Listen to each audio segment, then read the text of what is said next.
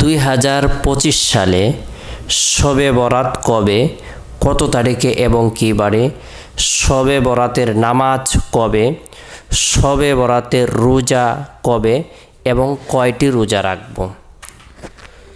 চলে এসেছে 2025 সালের গুরুত্বপূর্ণ, মাহাত্ম্যপূর্ণ, তাৎপর্যপূর্ণ, ফজিলতপূর্ণ একটি রজনী, যে রজনীটিকে শবে বরাত বা লাইলাতুল বরাত বলা হয়ে থাকে।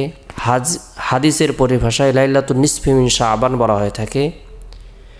শবে বরাত বা লাইলাতুল বরাত মুক্তির রজনী, ভাগ্যের রজনী।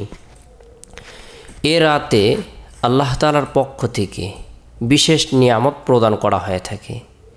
আলা মিন মুস্তাগফিরিন ফাআগফির লা, আলা মিন মুস্তারজিকিন ফাআরযুক, আলা মিন মুবতালান ফাউআফিয়াহু আলা কাযা হাত্তা ইয়াতলিয়াল ফাজর। আল্লাহ তাআলা আসমান থেকে একদল ফেরেশতা অবতরণ করেন, পাঠিয়ে দেন, যে ফেরেশতারা ঘোষণা করতে থাকে আল্লাহ তাআলার পক্ষ থেকে, আছে কোনো ব্যক্তি গুনাহগার, সে গুনাহ করতে করতে মাথা থেকে নিয়ে পা পর্যন্ত গুনায় জর্জরিত, গুনাহ করতে করতে তার অন্তর কালো হয়েছে, হাতের দ্বারা গুনাহ করেছে, পায়ের দ্বারা গুনাহ করেছে, চক্ষুর দ্বারা গুনাহ করেছে।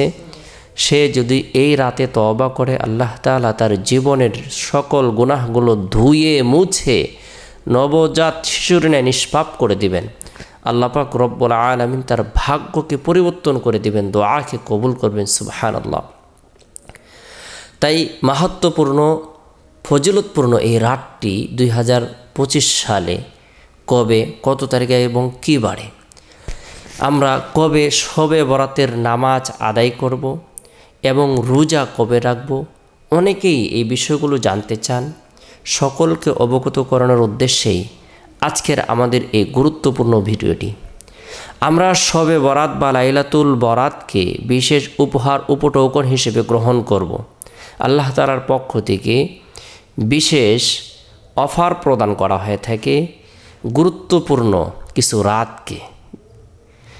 ঈমানদাররা যেন সেই রাতগুলোতে রাত্রি জাগরণ করে ইবাদত বন্দেগী করার মাধ্যমে আল্লাহর নৈকট্য লাভ করতে পারে, জাহান্নামের ভয়াবহ শাস্তি থেকে বাঁচতে পারে।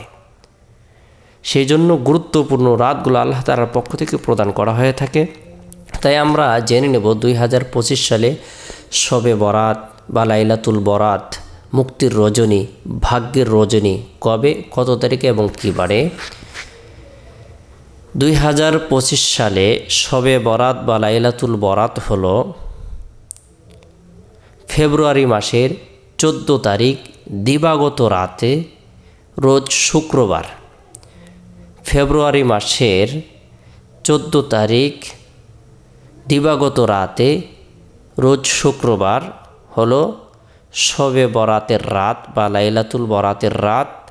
হাদিসের পরিভাষায় যাকে লাইলাতুল নিসফি মিন শাবান বলা হয়ে থাকে। শাবান মাসের মধ্য রজনী। রাসূলুল্লাহ সাল্লাল্লাহু আলাইহি সাল্লাম এই রাতটিকে গুরুত্ব প্রদান করেছেন। এই রাত্রি জাগরণ করে নফল ইবাদত বন্দেগী করেছেন। জিকির, আজগার, তাসবিহ, তাহলিল, দোয়া, দুরুদ, ওজিফা ইত্যাদি আমল করাকে পছন্দ করতেন। আমরাও এই রাত্রি জাগরণ করব, নফল ইবাদত বন্দেগী করব, নফল নামাজ পড়ব। এই রাত্রে আমরা কত রাকাত নফল নামাজ আদায় করব। আমরা অন্য সময় যেভাবে নফল নামাজ আদায় করি, তুলনামূলকভাবে শবে বরাত বা লাইলাতুল বরাতের রাত্রে চেষ্টা করি আমরা নফল নামাজ অধিক পরিমাণে পড়ার জন্য, অধিক পরিমাণে আল্লাহর জিকির আজগার করার জন্য, রব্বুল আলামিনের দরবারে রুনাজির করার জন্য আমরা চেষ্টা করে থাকি।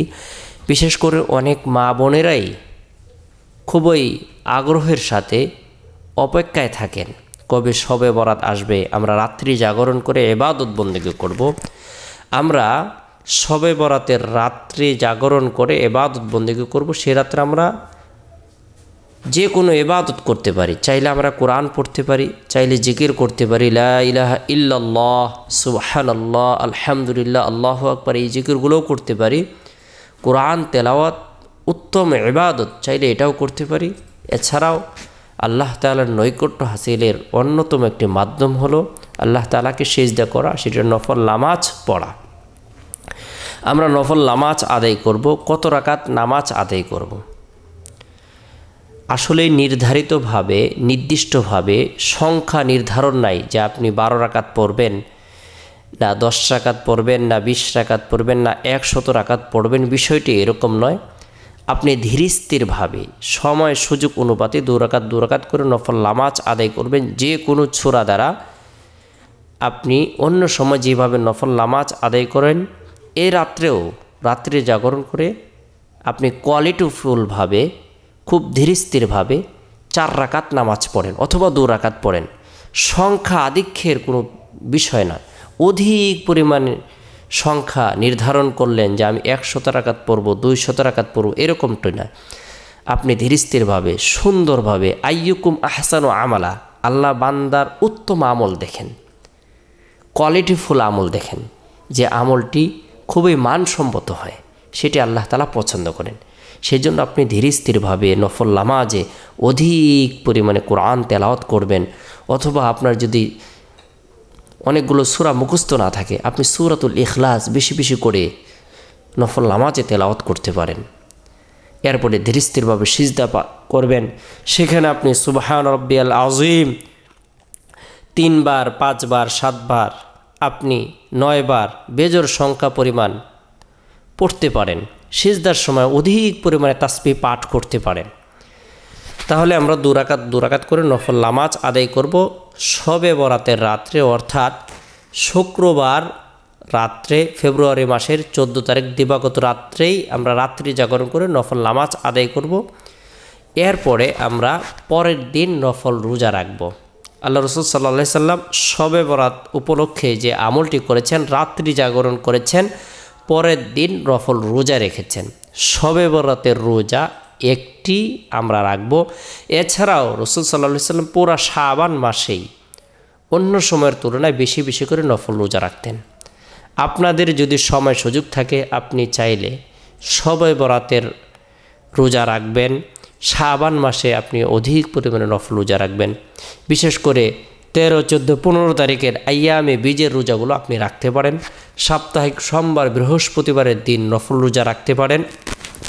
এই আমলগুলো আমরা গুরুত্ব সহকারে করব, অর্থাৎ শবে বরাতের গুরুত্বপূর্ণ, ফজিলতপূর্ণ এই আমলগুলো যদি আমরা করি, আল্লাহ তাআলার দরবারে রুনাজারি করি, আল্লাহ পাক রব্বুল আলামিনের দরবারে তওবা ইস্তিগফারের মাধ্যমে নিজেকে পাক ও পবিত্র করে নিতে পারি, আল্লাহ পাক রব্বুল আলামিন ইহজগতের সকল পেরেশানিকে দূর করে দেবেন, পরজগতের সকল পেরেশানিকে দূর করে দেবেন, দোয়াকে কবুল করবেন, আশা আকাঙ্ক্ষাগুলো আল্লাহ তাআলা পূরণ করে দেবেন। আল্লাহ পাক রব্বুল আলামিন আমাদের সকলকে বোঝার, আমল করার তৌফিক দান করুক।